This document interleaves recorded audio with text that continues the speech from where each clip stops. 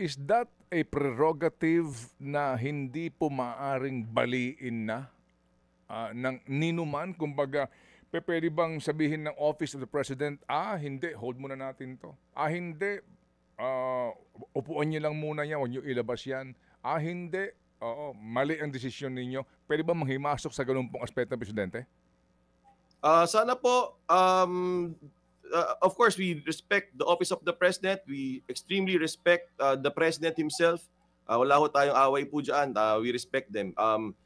But of course, kung magkakatiwalaan po tayo ng Presidente ng Pilipinas to proceed with cases and proceed with the imposition of penalties, that would be a very fantastic development, certainly. Apo. Kasi nga po ito ho ay para lang ho niyo maintindihan, ha. Bagamat sabi nga ni attorney, sakop po nila anuman po ang ranggo, pero dito nga po meron na pong mga sinasabi nung una pa na mga pangyayari, jurisprudence, na kapag po general na pinag-uusapan, kailangan pa rin po, okay, nang sinasabi po na pagpapahintulot ang tanggapan ng Presidente doon po sa mga penalties na dapat ipataw sa isa pong erring official. Bagamat siguro, attorney, no?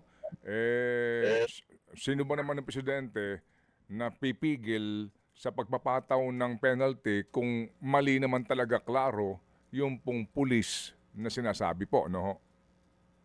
Opo.